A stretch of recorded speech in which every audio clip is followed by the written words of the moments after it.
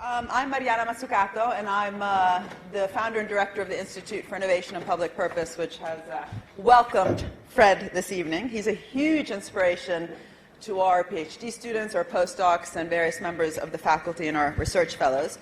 And what IIPP is about, and I think you have received all our propaganda somewhere in front of you, is about rethinking the role of value and the different collective actors that actually create markets. There's no such thing as market forces forcing people to act in a particular way. Markets themselves are outcomes of those interactions. And many of us have actually been inspired by Karl Polanyi through his wonderful book, The Great Transformation, who I actually think that Fred Block is the living sort of advocate for, but in his own very original interpretation of the work of Karl Polanyi. And we were just speaking on our way over here, and Fred is really the real, how do you say, revolutionary kind of embodiment of what the word interdisciplinary should mean, but often is just kind of this hodgepodge of minestrone soup, a lot of things coming together and just becoming so lame they don't actually provide a provocation to anyone. And he is a provocation. He really brings together the sort of most cutting-edge thinking behind people like Wallerstein, who was a historian at Columbia University, who Fred actually studied with. And then when he went on to Berkeley to do his graduate work, was very influenced by different scholars, amongst which was Karl Polanyi. Of course, there's a long also tradition of thinking about capitalism that Fred has been influenced by, including none other by Karl Marx. But I think unlike some scholars in this tradition, he really goes beyond kind of the ideology of public versus private or markets versus the state. And I personally was massively influenced by his book, The State of Innovation, which interestingly actually came out the same year that my book, The Entrepreneurial State, did, but very much really, I think, harnessing his knowledge of the deep kind of sociological issues as well. And again, coming over, he mentioned that he decided to go into sociology in order to be more free from the kind of narrow eyes of the economics profession. It's quite interesting, actually, in the UK, in the REF, the Research Assessment Exercise, or whatever it's called now, Research Evaluation Framework, something like 60% of economists decide to not be evaluated by the economics panel, but by the business panel, which is sort of, in theory, more open, but unfortunately also more narrow in its own ways. And I think sociology is a really interesting choice. The kind of real political economy tradition has often, historically, been more nested in sociology and history. But anyway, he really represents the strongest form of political economy, and we're here to celebrate his latest book, Capitalism, The Future of an Illusion, which was being sold before you entered, but also afterwards, when hopefully you'll all join us for drinks in the Wilkins room. You can also purchase the book there. And as I mentioned, he wrote a fantastic book with Matthew Keller called The State of Innovation, which was an edited book with some amazing articles on the real role of public investments behind what we often think was created by the private sector. And I think you actually coined the word the decentralized networked state, so the decentralized role of different types of public institutions, but also them being networked and working together in different ways, which we almost don't have a theory for. And I think this is a really interesting way to think about the future of capitalism with all the great challenges we have ahead. He also wrote a book called The Power of Market Fundamentalism with Margaret Summers. And he directs, sorry, I'm reading this because there's so much to read here, the Center of Engaged Scholarship, which is an initiative to increase the involvement of U.S. social scientists, so this interdisciplinary work, into the struggle for social, racial, and environmental justice. And I must say, we had such a good time with him today, besides having a great dinner with him last night. He attended a commission that we have, which is helping the UK government, regardless of who's in government, actually get the industrial strategy right. So it's not about feeding different sectors to the needs that any particular sector says it needs by government through sector deals, but actually this intersectoral investment and innovation that's required to address real kind of challenges. And Brian Collins is here in the audience. He's helped us a lot around thinking about infrastructure in that way, infrastructure as real structural change and transformative change towards achieving particular goals. And it was really great because Fred is someone who cares. He cares deeply about political economy, which means politics and civil society.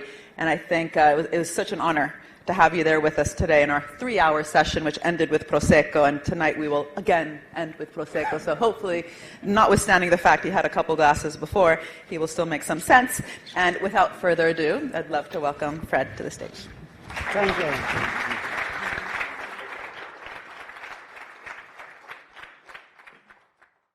Thank you so much, Mariana.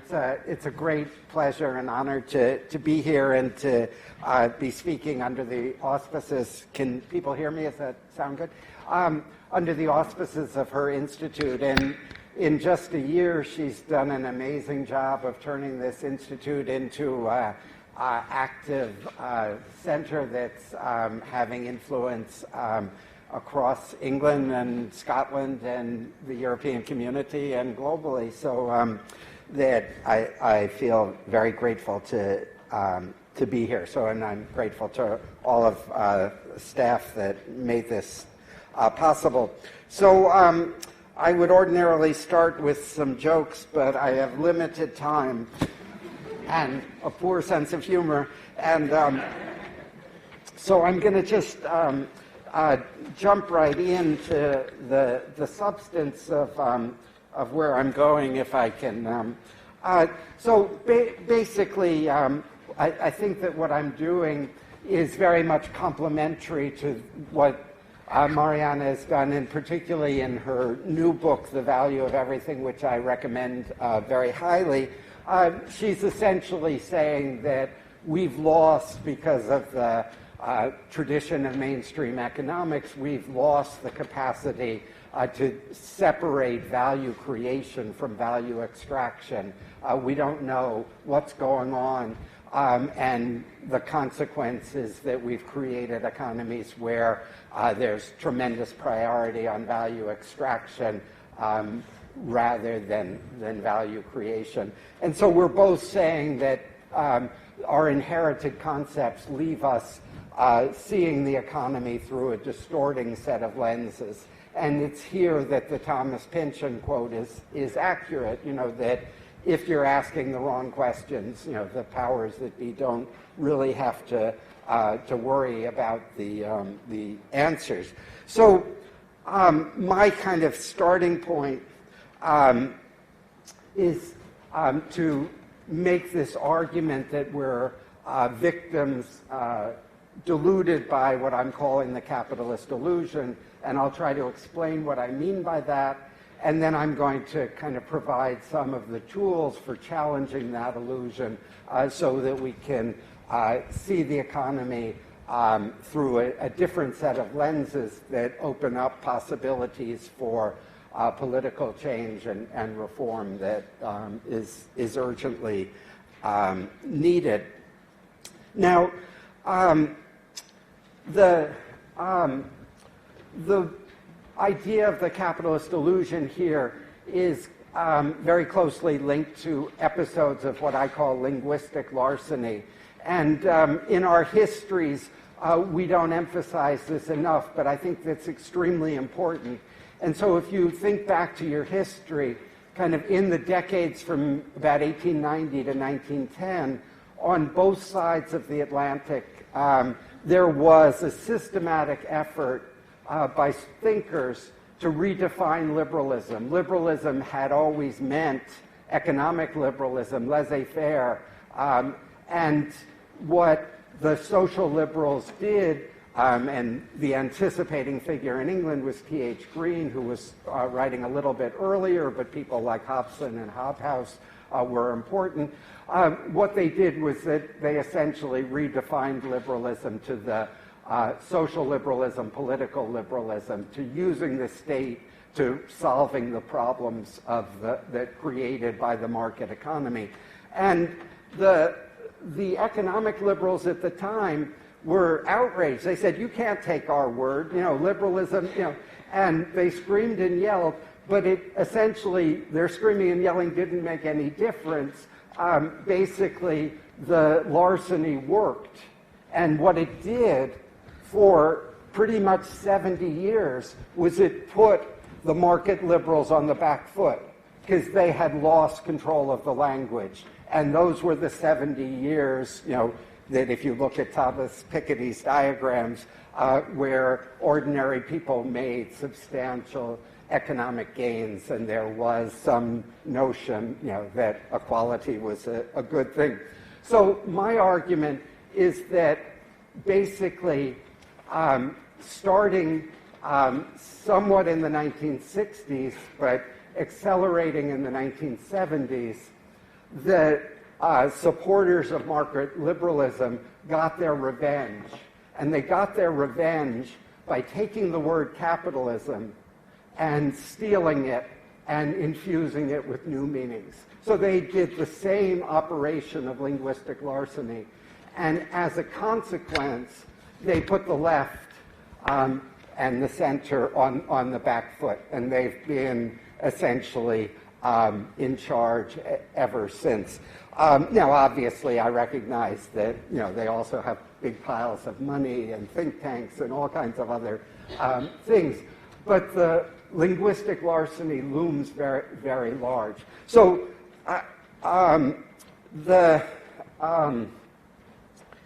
never know where I am in this thing. So I have, this is kind of a personal history that when I was young, I went to the SDS March on Washington against the Vietnam War in 1965. And the leader of SDS at that time gave this famous speech where he said, we must name that system that gave us Vietnam, that gives us racial injustice. And we were all thrilled in the crowd because we knew that the name he meant was capitalism. But that in the political conjuncture at that moment, capitalism was owned by the far left. It associated you with Soviet and Chinese communism. And so the adult groups that had co-sponsored the march had told the SDS leadership, no capitalism, don't say capitalism. And so Pol Pot made this elaborate speech about naming the system, kind of as an act of defiance, but he never actually used the word capitalism. So if we contrast that moment 53 years ago with the present, everybody, left, right, and center, across the political spectrum, cheerfully calls the system capitalism. A lot of the left feels, everybody now recognizes that it's a capitalist system, we won. But the reality is that the left lost in this operation. And so basically what happened was that conservative intellectuals recognized that they could do the equivalent of black is beautiful. They could say, we're capitalists and we're proud. They could take a term that belonged to the left, proudly embrace it, and then redefine it. Milton Friedman and Ayn Rand started trying to do this. Malcolm Forbes, you remember, I'm sure, that he called his magazine Forbes a capitalist tool, taking the worst insult in the Leninist vocabulary and turning it into a marketing device. So, the major person who did this was Irving Kristol, who had begun his life as a Marxist in one of the alcoves at City College and was engaged in intense Marxological debates in the 1930s. By the 1970s, Kristol was a leading neoconservative intellectual, and he wrote a book called 2 Cheers for Capitalism. And he said, only 2 cheers, because it's a modest system. It doesn't really want a third cheer. But he recognized that by stealing the term, he essentially could make the argument that the market economy was a system and that any effort to interfere with that system would have an equal and opposite reaction. And that's, basically the whole Milton Friedman Chicago School free market argument, but that Crystal packaged it with the concept of capitalism to say you can't make even small changes. Even little types of regulation will interfere with the operation of the market in ways that'll produce all kinds of horrible consequences. So, and as we know, this was the basis for Margaret Thatcher's there is no alternative. I mean, that it's a capitalist system. We have to obey its logic. Have I missed one of these? So their definition, which I argue has become hegemonic, in contrast to the definition that came out of the Marxist tradition of a contradictory, temporary, historical entity, their argument has been that it's an unchanging and unchangeable system, and that efficiency, our standard of living, requires that we obey its inner laws. And so my argument is that the hegemony of this false view, which has seeped into ordinary language, into common sense, is part of the reason that even though we had this enormous economic crisis in 2008, 2009 globally, that obviously had to do with the irrationality of markets, that we saw nothing like the response that happened in the 1930s, that that they stabilized the system, and starting in 2010 we've gotten austerity, and endless austerity is the solution, rather than thinking about how to change the system. Now, the kind of I think maybe this is okay. That's getting a little bit ahead of myself, but the point that these theorists and the mainstream economists who go along with them, the argument that they make is that the system is unchanging. What the economy produces, what the capitalist economy produces, has changed. It used to be a lot of agricultural goods, and then it was manufactured goods, and now it's computer chips. But that whether it's computer chips or fission chips doesn't matter. It's basically the same market mechanism that's unchanging and unchangeable, and that's why so the idea that the basic underlying structure of the economy might have been transformed has been kind of ruled out, even though everybody knows that it has been, and that the manufacturing jobs have been disappearing. So my argument, I guess I was working with this joke about how in the U.S. we say, that when the car's not working, you have to lift up the hood, and here I guess we say we lift up the bonnet and look at the engine. And I'm arguing that we have clearly had a very serious economic crisis. It's time to kind of look under the bonnet and see more closely how this economy actually works. And so I'm going to be brief in this part of the talk, because this is a set of arguments that Mariana and I have been hammering for some time, and I want to get to something a little bit newer. But basically, one of the reasons that the market theorists, the Irving Kristals, could get away with this is because the history that we have of the last several hundred years or 250 years of capitalist modernity has been a false history. And that part of the reason for that lies in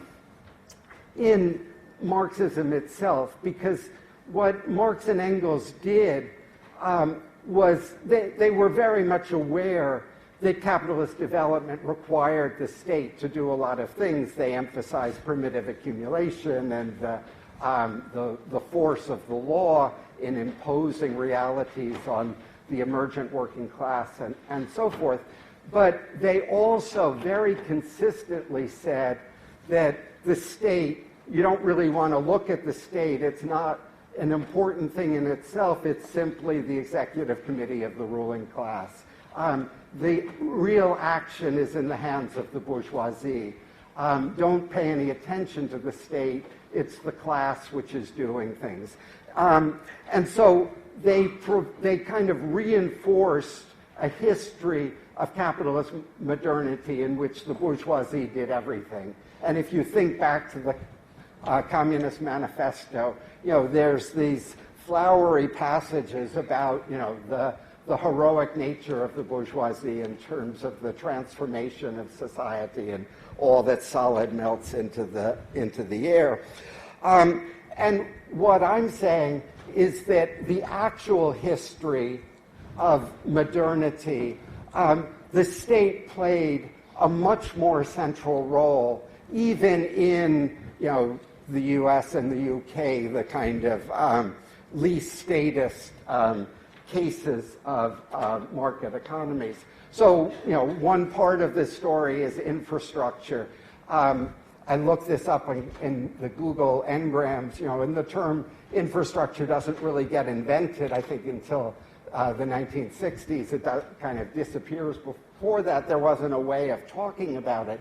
But if you think of the kind of most remarkable achievements of economic modernity, they are around transportation, around communication, and particularly, we don't emphasize it enough, around sanitation, because if you put millions of people, in an urban area without the achievements of public health and sanitation, these places would be ravaged by disease. And so we ask the question, who provided the infrastructure for those transportation revolutions, for those communication revolutions, for the public health and sanitation revolutions? Well, it wasn't the bourgeoisie. It was the state who did the organization, who, obviously sometimes the state contracted out to businesses to provide stuff, but without the organizational capacity of the state, it wouldn't happen. So that I don't have to belabor this. In terms of innovation, we've been making this argument for a while, that when you look at the question historically, almost all of the major innovations, came out of conditions of war, because what would happen when a war was imminent or a king or prince was considering war against a neighbor, what that leader would do was essentially convene the leading technologists, throw some money and other resources at them and say, make me some really good weapons. And that much of the technological advance, of the last thousands of years are ultimately linked to the, or spin-offs from warfare. And as recently as World War II, the penicillin story is that, everybody makes a fuss about Alexander Fleming, who isolated the penicillin in 1928, but nobody did anything. The private industry was too costly to turn Fleming's discovery into a drug. The reason that penicillin was developed was that the British scientists ultimately went to the United States, I think around 1940, 41, and said, there's a war coming, and it would be really nice to have an antibiotic that kept people who were wounded on the battlefield from dying. And it was the U.S. military that financed the transformation of penicillin into a drug. So that story has happened over and over again, and that what the novelty here is from about 1980 onward, starting, I think, in the United States, but now going on pretty much everywhere, that governments are very self-consciously using the same gather together smart people, throw resources at them, and even if it's strictly a civilian economy, a civilian invention will finance it to strengthen our economy. So but again, this is a story that we've gotten this history of very substantial invention and innovation, but not coming out of the, alone out of the laboratories of big corporations. It's very systematically been linked to the role of government. And the last, this is an ongoing process that in the U.S. today, where our partisan divide, is just ferocious and our Congress can do barely anything. Just, I think, 2 weeks ago, on a voice vote, the House of Representatives, the more conservative of the two houses, on a voice vote, agreed to spend $1.27 billion on an initiative for quantum computer development. In other words, again, that this is both military in its application, but that there's a global race. As you know, the idea of doubling the capacity of computer power every 2 years is now coming up against the physical limits. It's required more and more cleverness to work around those limits. And so they think that shifting the foundation of computing from silicon to quantum mechanics is the way forward, that in theory the quantum computer will have many, many times the power of the fastest. So here again, even in the midst of the distemper of American politics, the same government-led innovation machine is still moving forward. This has to pass the Senate, but it's expected to pass. Okay, the last piece of this story is the money and credit story. And this is one where the reality has been systematically mystified, but that there's this commodity theory of money, that money somehow has intrinsic value, but the actual reality is that it's sovereign states that create money. And so a great deal of the economic development of these last 300 years has been linked to the money-creating power of states. But it's not just money, it's credit creation as well. And again, I don't have time to spend on it, but that this idea that banks are financial intermediaries who link up people who have money with people who want to borrow money is a mythology. Banks are able to create credit out of thin air precisely because the government, the central banking system, the central bank backs up that process of credit creation. So when you put these three things together, it becomes clear that the story of capitalist development without the state, is comparable to, Hamlet without the prince, to use a familiar cliche.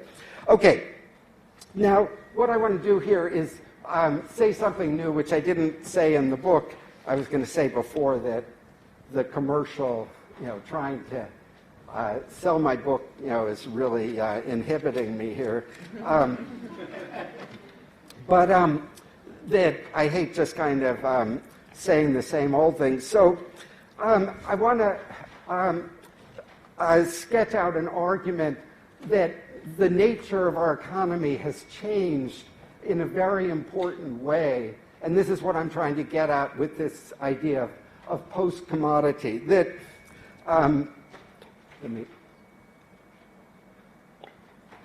both Marxist and mainstream economics puts the commodity at the center of their analyses. So, if you remember back to Ricardo's theory of comparative advantage. It's centered on wool and wine, two commodities. And, so what is a commodity? And so basically, the story here is complex because economists have pretended that the whole market economy is just commodity production. And the reality is that that was never the case. The infrastructure that I was talking about before, was never a commodity. The service part of the economy, the personal care, the care economy that feminists have been talking about, that's always existed, and it was never a commodity. So there is a kind of simplification involved. But basically the idea is that commodities are standardized goods that are mass-produced, that can be transferred in a one-off transaction, and that don't involve any kind of complex interoperability. You get your commodity and you might have to cook it or do something else with it, but it's not part of a complex interoperable system. Now, what I'm trying to get at here is that the idea that a market economy is a commodity-producing economy made sense because this trajectory of capitalist development, started with creating world markets for agricultural commodities, the sugar and the cotton, for textile goods. And then over the course of the 19th and 20th centuries, more and more things were mass-produced, things which, had previously been made by skilled workers, by artisans, shoes, clothing, and ultimately appliances and cars. Even computers were mass-produced. So economists could act as though all production was commodity production.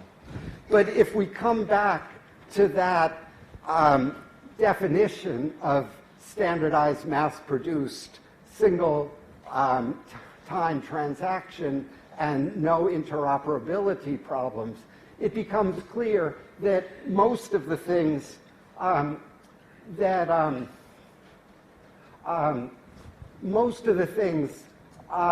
our economy now produces are not commodities. And part of the reason that is that the marketing people have been telling producing firms, don't make a commodity. A commodity, in a competitive space, you have no control over the pricing because lots of other people are making the same good. Differentiate your product, make it a luxury good, or provide a service along with it. So now when we buy a car, we get a 5-year service warranty along with it. So the capitalists themselves have been trying to run away from commodity production in order to secure market niches, establish barriers to entry so that other people can't steal their customers. And obviously the reductio ad absurdum of that is the internet, where once you've created the Facebook platform or the Amazon platform, nobody can compete with you, and you have an effective monopoly, and you rake in vast amounts of money. So the reason that this is important is that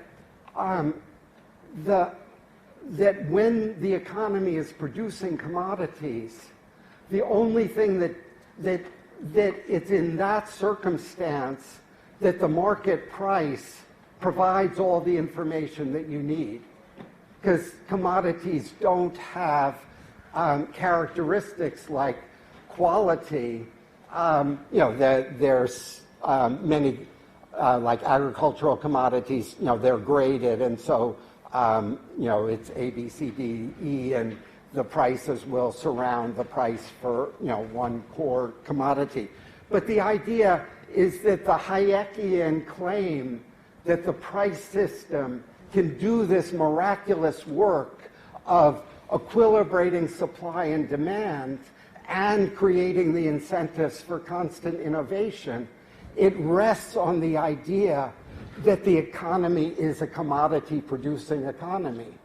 But when you've shifted, and a part of this is, what are the things that we consume that aren't commodities? Well, it's pretty much everything now. It's our housing, it's our education, it's our health care, it's our child care, our old age care, something of great interest to me, the tourism, entertainment, and that, again, one of the things, one of the numbers that I have here is that even with kind of conventional products, that where you used to go into the supermarket and there would be 4 varieties of, say, milk, it could be skim or 2% or whole. Now we have almond milk and coconut milk and soy milk, and all of those come in 4 or 5 varieties. So essentially, the kind of market of standardized goods has effectively, disappeared. So one of the ways of thinking of this is that I pulled this figure off the internet, so it might not be true, but that somebody reported that Amazon has 536 million distinct objects for sale on its platform. Now think of that 536 million, and then you can think about that the Bureau of Labor Statistics in the US that's measuring price changes follows the prices of 80,000 goods. So this raises, a big question. But I have here, a somewhat of a joke, but I'm a little bit embarrassed. I was kind of developing this argument, and then had that horrible feeling of, did I plagiarize this from somebody else? Is this me? And so there is literally on Amazon an advertisement from this forthcoming book by none other than Larry Summers, with the co-authors Chrystia Freeland, who is now the Foreign Minister of Canada. And the interesting thing is that Amazon announces this book for March of 2020. So it's kind of a ghost book. It's a suggestion that they haven't gotten around to actually writing the book yet. So here what I'm doing is telling you what Larry Summers is going to tell you in a couple of years. So I hope that gives me some credibility. Okay, so why is the shift from commodity to post-commodity important? So the first part is this problem of economic measurement. The way we measure whether GDP has increased or not includes a determination of the rate of inflation. And the way that you determine the rate of inflation is you compare the market basket of standardized goods at time 1 and time 2. But what's a market basket of standardized goods when the market has in fact become wildly diversified? So this is the point where it's relevant that just in this last week, Sears, department store in the U.S., that had been kind of at the center of U.S.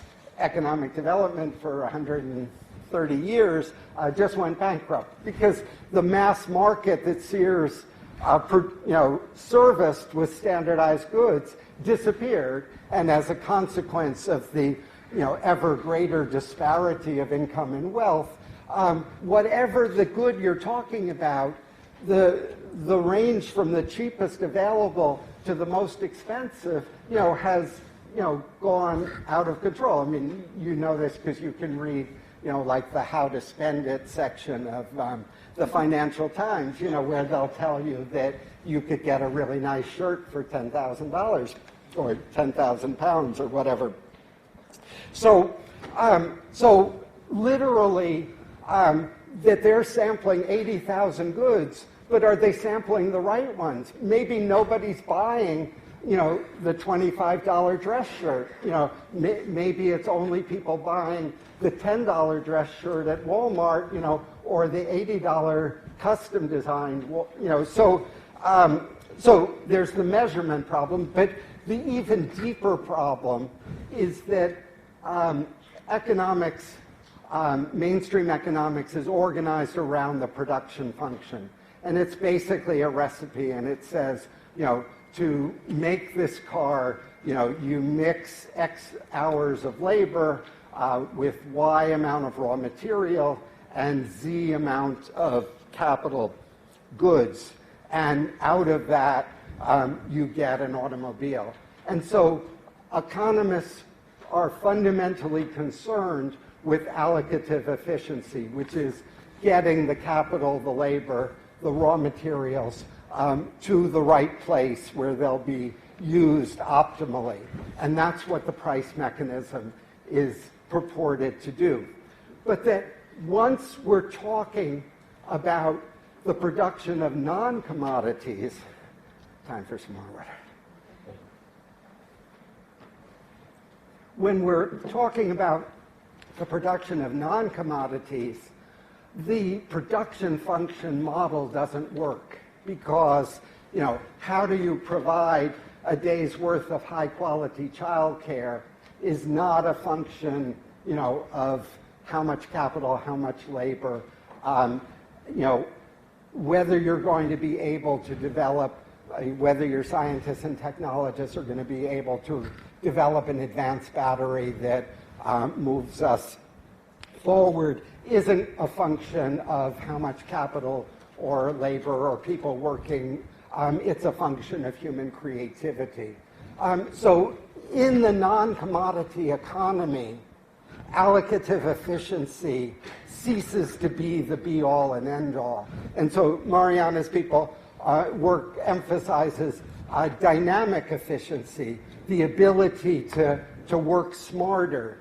And that's central for the delivery of all of these post-commodity items, whether they're services or new technologies or highly differentiated products. I mean, so for example, you know, we know in Germany that the German auto manufacturers have essentially allowed or moved the production of the very low-end cars to Poland and the Czech Republic and outsourced it, but that they've essentially kept the production of the cutting-edge cars, which are increasingly luxury goods, built to very high technological standards, constantly being upgraded and transformed. That's continuing to happen in German factories where the research and development is very closely linked to the production process itself. So essentially, I'm saying that this helps to explain the puzzle that Mariana has been investigating, which is that mainstream economics, because of its emphasis on commodity production and the production function, can't understand how value is created in a post-commodity economy. So I know everybody likes, can't even think. So I have 3 C's here that post-commodity production requires: creativity, coordination, and cooperation across organizational lines. And those become the key building blocks for dynamic efficiency, for finding better ways to produce those post-commodity goods. And what follows as well is that this is precisely why the free market Hayekian argument is wrong, that their idea of the price system solving the problem of equilibrating supply and demand and figuring out what we should invest in the economy, had a claim of plausibility when we were producing commodities alone. But in a post-commodity economy, that doesn't work. In part, it doesn't work because the old form of price competition no longer works, because when firms are selling post-commodities, they're selling differentiated products where they can charge significant markups. And the case of that is the pharmaceutical industry, where they produce their products behind patent monopolies that allow them to set the price wherever they want. Okay, so I think I'll wrap up there. That the essential point being that for a post-commodity economy, we require new forms of economic governance. We need new institutional structures to decide how we use our resources. We can't depend upon market forces because they don't work in the same way that they did before. So the overall conclusion,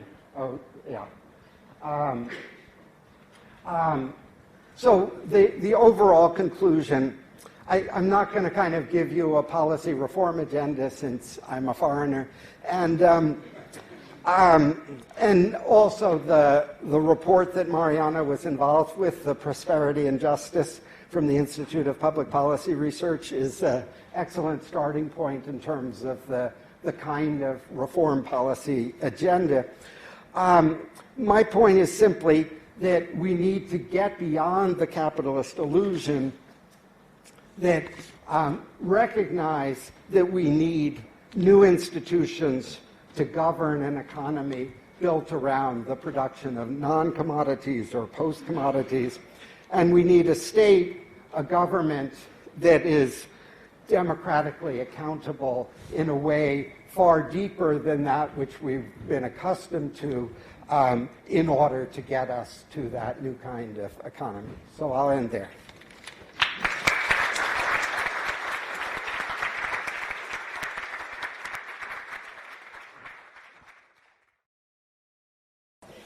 I just wanted to ask a question, because you began actually with a sort of political programs. You talked about the left and the right, and that was obviously in terms of the political spectrum, not so much the economic one, even though the two often co-evolve.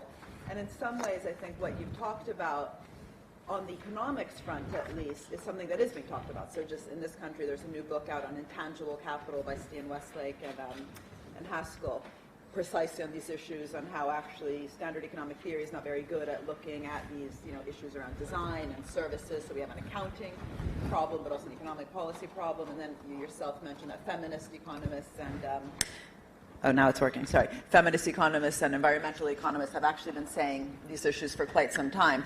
But what they haven't done, neither one of these, is sort of make the jump that you make, which is actually to talk about what then is the agenda, right? Because you began with the politics on the left and the right. What would be an agenda, I think you're saying, for a progressive agenda of the future around really understanding these differences in terms of what we're then sort of mobilizing for. And you talked about creativity, coordination, collaboration, and the new types of institutions and perhaps types of networks and collaborations to make that happen.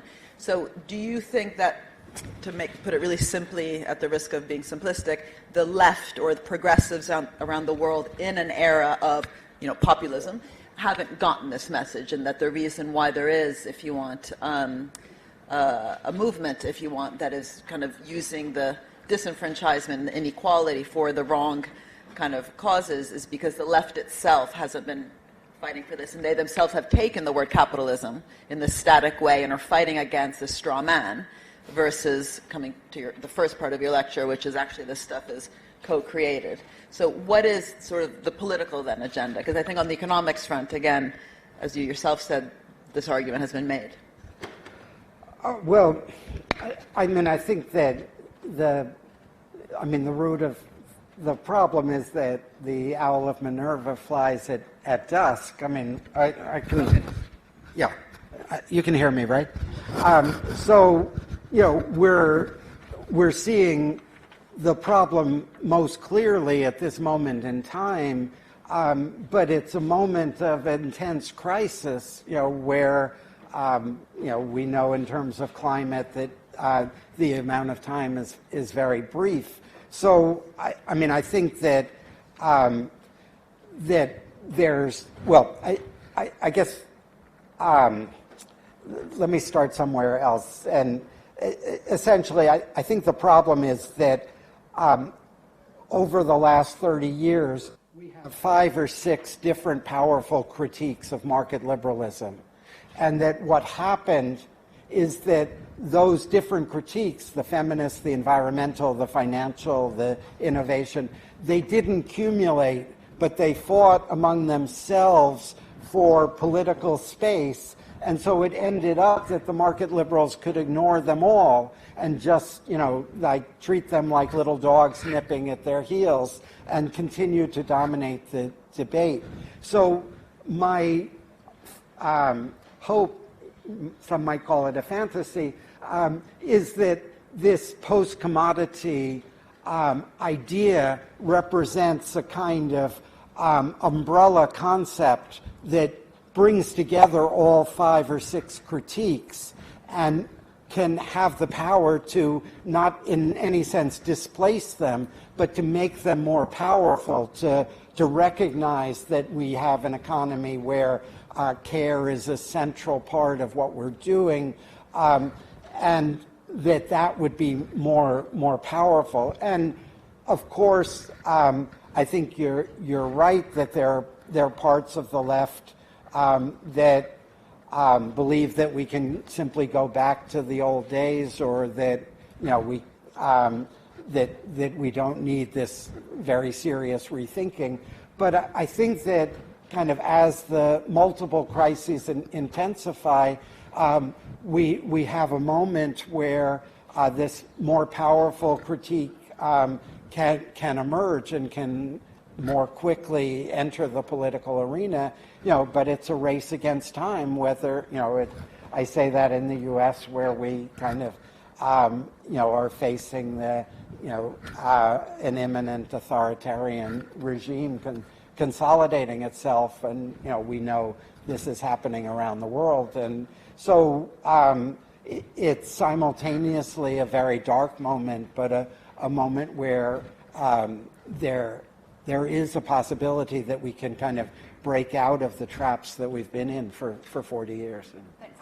Should we take 3 at a time? Do you want to write down? It was no, second row here. Yes. Should I start? Yeah.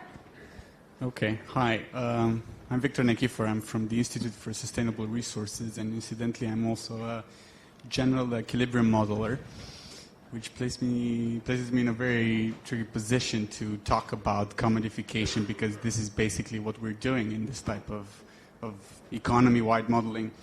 But in your lecture, I couldn't help but think that there's kind of a missing puzzle, missing piece of the puzzle, which is management, and it makes me think of Simone Veil's work on oppression and liberty, when she was talking about all sorts of forms of oppression, and one of them was indeed the one of the oppression in the name of wealth, which is basically the capitalist. But then there's also the oppression in the name of management, and she talks a bit about the technicians of management. So indeed, I mean, where do these the whole bureaucratic apparatus comes in the overall system of thought, even in, let's say, non-market conditions? And I couldn't think of maybe a better example than universities and research. And we can clearly see a tendency of growth, of scale, even in research, and you can't really talk about commodification when it comes to research because everything's kind of bespoke. And but still, we can see a tendency of scale, and we can see a tendency of growth in overhead. So we have now a situation where in the UK we have more admin than actual lecturers and researchers. So how do we go about this? How do we not fall into the trap of prescriptive kind of interventions, when indeed we're trying to nurture creativity by taking off a little bit of the standardization and the commodification of what we do. But then there's still this element of another... I think we got the question. Sorry. Is that okay? Yeah. Yeah. So the whole question of administration, management, bureaucratic organization. Sorry. Yeah, thanks. I was a bit lucky. Okay. Sorry. Right. But it was a very good question. Hi, Sebastian Martra from the Department for International Development. And I actually work on kind of innovation, and one of the kind of problems that we struggle with, and I guess I'm asking you to do something you said you're not going to do, which is around policy recommendations, but is there is this, as you say, there's more and more kind of technologies which maybe don't fall into that commodity bucket you were talking about. And but at the same time, there's this a kind of general way of looking at it is that government can correct the market failures by correct regulation and having the right policies. And I'm wondering if you're taking it beyond that framework to look at a new way of looking at it. It's not just about regulating the markets in the right way. It's actually something beyond that and new, and how that would sort of help us land on the right sorts of policies that would balance the trade-off between innovation and sort of regulation. I should take these two. Okay. Okay. I completely I agree that we have huge problems of bad management, and universities are a kind of key example of this. I mean, no offense to any administrators who might be here, but so I think that those are part of a kind of larger crisis of leadership, that extends, across the whole society. But the flip side is that we also have kind of powerful alternative models that are emerging. In other words, that in the technology sector, that we do have these flatter forms of organization, which are truly collaborative, where the person in charge doesn't say, because I'm the boss, but rather. So I think that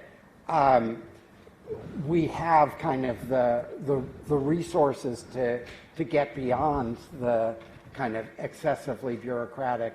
But that I completely agree that that's kind of been a part of this period of stasis that we've been stuck in. I mean, that one gets kind of more heavier bureaucratic loads. So I don't have,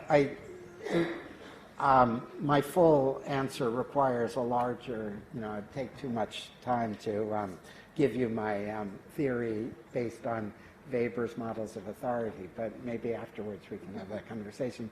I completely, I'm with you that we need to move beyond the market failure model that assumes that markets succeed most of the time, and part of the argument that we're not making commodities is that markets don't work in the way that they're supposed to. So the idea is that if we take it as a given that government is playing this leading role in seeding these new technologies, then we need to have in advance more of a public debate about which of these technologies we're going to be investing in. So that in the States, there's this wild race, to produce the first successful autonomous vehicles, and that huge amounts of government and private sector money are going into this. But when you think about it, that for more than 2 minutes, in the world that we live in now, what autonomous vehicles means is that the terrorist attack that occurred in Nice, where the truck ran through 100 people, and these have been repeated around the world, that autonomous vehicles are a wonderful tool for terrorists to kill civilians in large numbers. And they'll say, of course, we'll make the systems so that they can't be hacked from the outside, but they won't be able to. So we're, in some sense, investing heavily in a technology which might be very useful for military purposes, for tanks, having autonomous tanks, in a war makes a lot of sense. But so the alternative is that we begin to ask the question of how do we make our urban transportation systems work more effectively? How do we get people from here to there? What are the technologies that would make that work more effectively? And that would lead away from the gold rush to have autonomous vehicles. I can't resist the temptation just to add to that, because this comes very much at the center of why we founded IIPP and why also our Masters in Public Administration will be looking at exactly that issue, which is if it's not just about fixing markets, but actually about co-creating and co-shaping markets between these different actors, which aren't even just public and private, but increasingly the third sector. So philanthropies, at least in the area of health and some of the big energy challenges, you have these big sort of third sector actors. Then what does that look like literally in terms of the toolkit? And so on the sort of front page of that little red pamphlet you have there, we talk about the need to rethink public value, how it's both created, and that means justifying. Do you first have to say what the market failure is, or is it also about setting sort of, a mission, right? So the moonshot kind of thing in these different areas where the societal challenges are. Then what does it mean in terms of the internal capabilities, what we call nurturing internal capacity within organizations, not just private, but also public, and that comes to your issue also of management. What are the kind of dynamic capabilities of the public sector? And third, evaluation. How do you actually evaluate an active kind of mission-oriented, market shaping, market co-creating policy? And it's very interesting to look at the charter review of the BBC, how it's completely failed to do that in the case of that, and equivalently in terms of the managing, it's not just that we can't capture that, because that itself, managerial capability in some ways, is an intangible asset, but also there's a self-fulfilling prophecy that the less we think about those issues, the more we actually outsource, and we end up just managing from the public side processes as opposed to actually investing in the capabilities of different types of public actors actually to co-create that well. So another 2 or 3 questions? Yep. Slavo? Sorry, but just wait for a question related to your central thesis, which is about this post-commodities. Maybe you're looking at it in a kind of more static, too much static way. Why? Because one of the crucial rationales of capitalism is a continuous commodification of everything around. Commodification of nature, commodification of any human experience. You standardize, you commodify. So what is the guarantee that basically all these post-commodities that you are talking about will not be simply commodified? Isn't that a kind of in the nature of the whole process? Okay. Was there any? Yep, in the back, the purple. I think it's purple. Violet sweater. Thank you. I just want to pick up on the slide that you have behind you, and it's very encouraging to say there is a possibility of creating an economy that works for everyone while addressing climate change. What about absolutely rampant and escalating inequality in the world? How will what you've suggested address that, which is an absolutely massive issue in Europe, in the UK for sure, and in North America, specifically in the US? Since I saw quite a few hands, can we take one more question? Then we'll take the next one. Okay. Yep, whichever one you can come closer to. Yep. I was just hoping you could clarify what you meant exactly by dynamic efficiency. So I understand how allocative efficiency operates within the price mechanism, price signals kind of helping to organize that. But in this post-commodified world that you describe, what do you mean exactly by the importance of dynamic efficiency? Thanks. Sure. So I guess my view of dynamic efficiency, that there was an economist named Harvey Liebenstein who talked about X efficiency. And, it was given that you had this amount of capital and this amount of labor and this amount of raw material, how successful were you in putting it together and producing greater value with it? So it's all of those things which are make some organizations more effective because they figured out how to use the intelligence of their labor force. They've learned how to get valuable information from their consumers. They've learned to work effectively with people up and down the supply chain.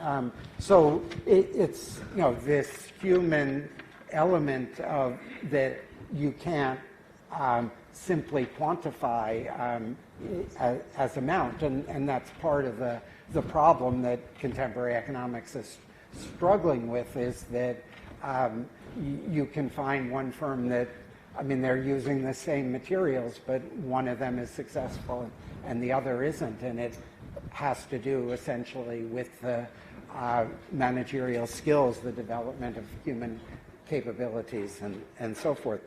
So I'm completely with you on the inequality issue, and essentially, well, here I'll give you some of my touristic experience, which is fresh in my mind.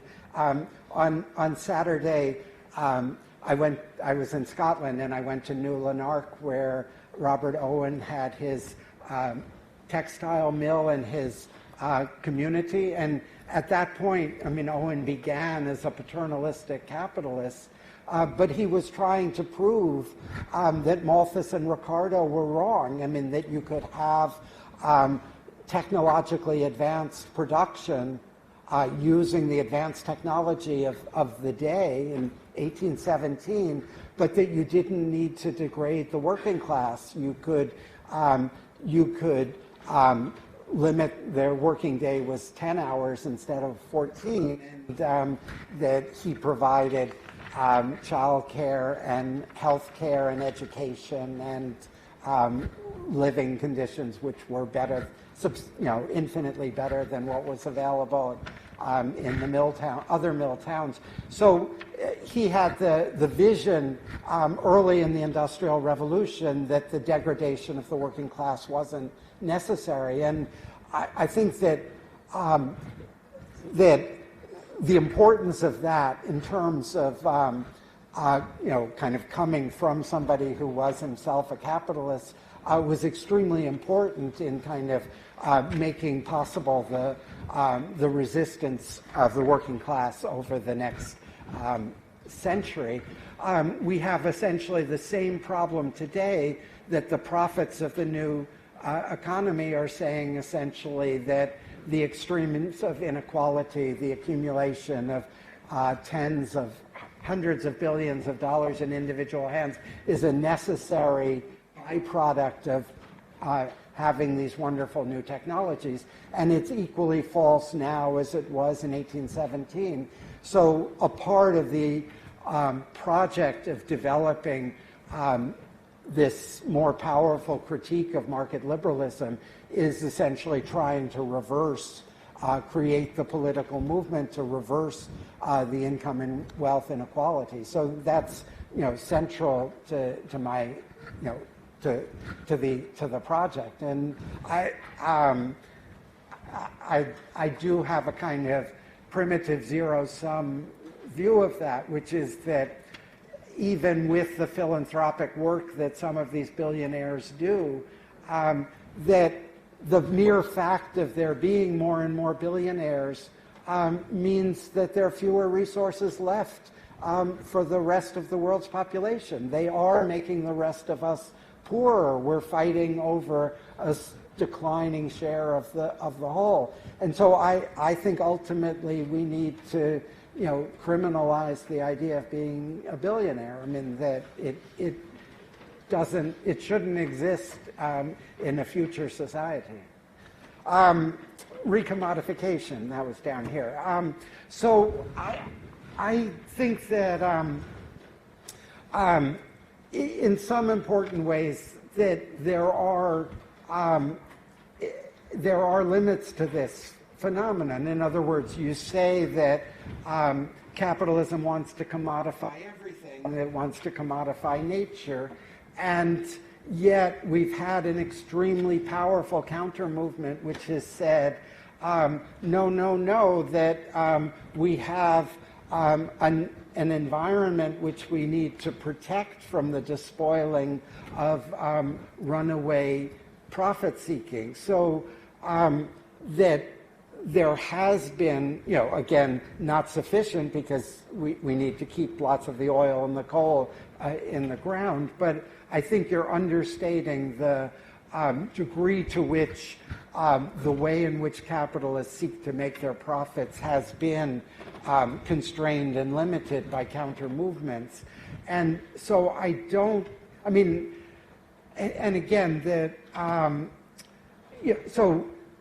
there's a kind of Frankfurt School type critique where you can call everything commodification, and so that ecotourism, where people go to nice lodges in Costa Rica, where the jungle is being preserved and so forth, you can call that a commodity, but I'm much more comfortable thinking of that as a kind of political compromise given global inequality by which people in Costa Rica can earn a decent living by providing touristic services while simultaneously protecting a part of the natural environment. So I don't think calling that commodification of the cloud forest is useful. Okay, more questions here? Let me just see the hands. Okay, there's a woman in the back there, the last row, then someone in front of her. Oh wait, sorry, you had your question before, didn't you? Yes. Okay. Sorry, she was going to start in the Right. back and then you. Okay, Theo Papiano, Open University. I was wondering, whether your argument about the state mainly concerns the Western liberal state and not going beyond that, not going, for example, to developing countries, okay, new states where there is no capacity for co-creation, and the game is mainly played by non-state institutions, which are those which facilitate capitalism. Okay. In the back there? Just back on linguistics, like you were talking about earlier, up there you basically say that we had the possibility of creating an economy that works for everyone. I'd just be interested to know what you'd call it. I've been listening to a lot of ideas lately around how we would reshape our economy and what that would look like, and they all seem to have the same kind of tenets, like being socially conscious, being sustainable. They have these ideas all at their heart, but I don't think people actually know how to pull all of this together into a single idea that people can actually get behind and lobby governments about. So I guess I'd just be interested to know what it is that you would call it. Okay, and then there was someone in front of you. Yep. Hi, just I think that really worries me, to use sort of economics jargon, which is, I guess, an extension of your argument about kind of product differentiation and separating equilibria. So that there's kind of always been that, and it's a tool that companies use to extract more value, sort of producer value versus consumer value, so take more of the cake for the producer value. And I guess the sort of massive acceleration of that recently has been through, a lot of the products that we consume. A lot of the biggest, most profitable companies now don't charge anything. So that's another kind of in line with your statement, because we are the product, because they're harvesting information from us, which they can then use to better extract producer value next time round. So the more that they understand about me by me using free products on Gmail or, location services or whatever, the more targeted a price they will offer me. So it'll be closer to the maximum price that I'll be willing to pay, which will be different from the price that is offered to Seb, different from the price that's offered to the lady next to me, so that they can squeeze the most value from each individual person. So the idea of like a clearing market, clearing price is kind of gone. And that acceleration is happening kind of really, really quickly, and only really Margaret Vestager's having an attempt at kind of regulating that and pushing back on kind of that switch in the relationship between what is the product and what is the consumer. And it'd be great to hear your thoughts on where there might be progressive ideas to kind of move more quickly on rebalancing towards citizens having more ownership of their information. Good. Okay, so I guess this start with these. So I mean, I think that in terms of the developing world, there's tremendous variation from those where there is some state capacity and those where we're seeing failed states. I mean, that I watch the news, and we have these, this group of, I think it's now 5,000 people from Honduras who are crossing Mexico heading towards the U.S. And you just imagine what the degree of social collapse in a country like Honduras, is to, cause that many people. I mean, when, they know what Trump is and the hostility to immigrants in the U.S. and to still, I mean, your equivalent, of course, are the people, dying in the Mediterranean on small boats. But, that obviously there's this huge issue of the failed states across the developing world, which is very much linked, in my mind, to the same dynamics of market liberalism that have intensified the global inequalities. So I guess the best that I can say is that we have seen, and the red tide in Latin America has been reversed and so forth, but we did see in that moment, and some of it goes back many years, in Chile, for example, we have seen the use of state capacity to develop new industries. So, for example, the Chilean salmon industry was built by state agencies that went about recruiting people to set up the salmon farms, provided the technical support, and so forth. So there is, against the logic of market liberalism, there is a dramatic, a real place in the world for state-led economic growth policies. And again, it's part of the critique of the global trade regime that it's made those initiatives more and more difficult. Okay, so the $64,000 question, what do we call it? So I'm old-fashioned in this way, but I still like the word socialism, but I use the definition that Karl Polanyi used, which was that socialism is the tendency inherent in an industrial society to subordinate the market to democratic politics. And so for me, that does the work. It doesn't mean that we need to expropriate the means of production. It doesn't mean that we need an all-powerful state. It means rather that we need a more deeply democratic state that is able to exercise the popular sovereignty to shape, limit, regulate, co-direct the market, so that the market comes to serve as an instrument of common purpose, not as an instrument of alienation and inequality. So the I completely agree. This issue comes up, I guess, whenever we talk. Is the new platform economy.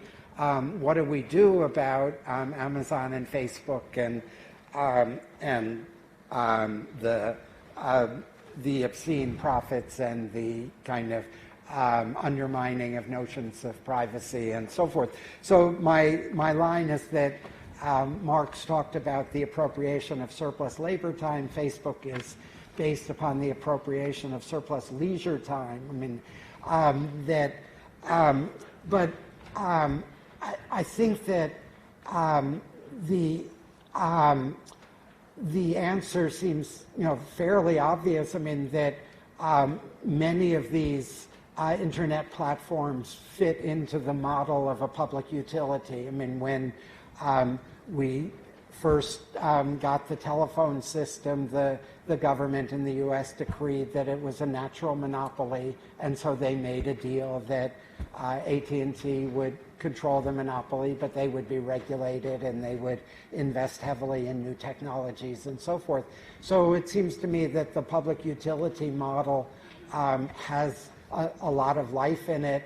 Again, it went into retreat because of the mistaken ideas of the market liberals, who obviously didn't like any form of regulation, but it had the public utility model has a very rich and successful history, and but we also, I think that my answer kind of varies according to different platforms, but that with the ride-hailing services, the Uber and the Lyft, it seems to me obvious that these could be socialized, that they become a part of an urban transportation system, that local governments would control the platform, would basically do the regulatory work that they historically did, up to the present moment with black cabs. My cab driver last night told me about how tightly they were regulated and the extensive coursework that she needed to learn every street in London. And before she went into her denunciation of Uber, which took me all the way to your house.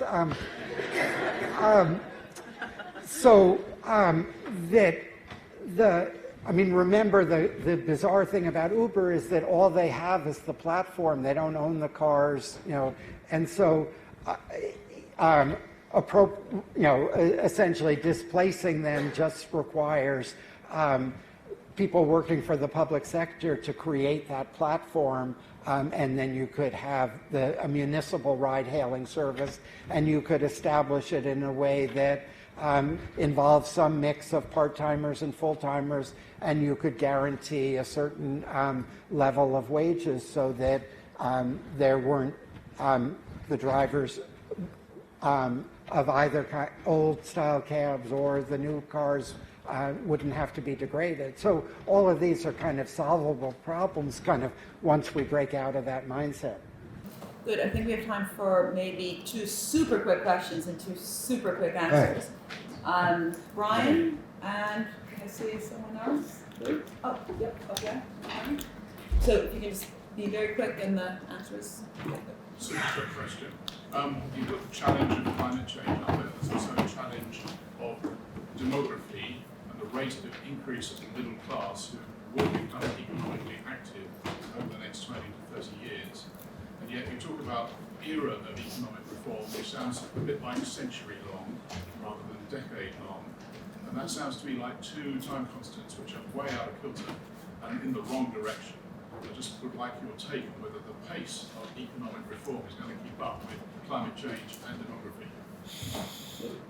And up there in the corner. Up there, look, stay up, over there. No, you have to.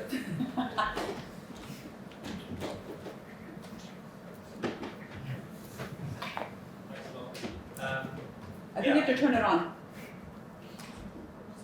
It was a very similar question, actually.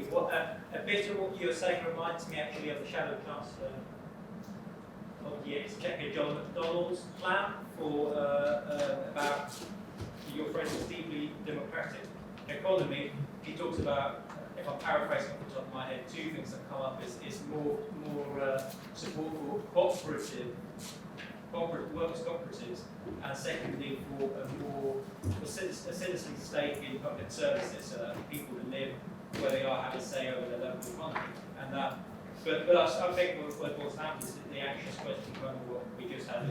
Well, the OECD gives us 12 years, right? Have we got time to implement this? Yeah. So I think the timetable is very tight, and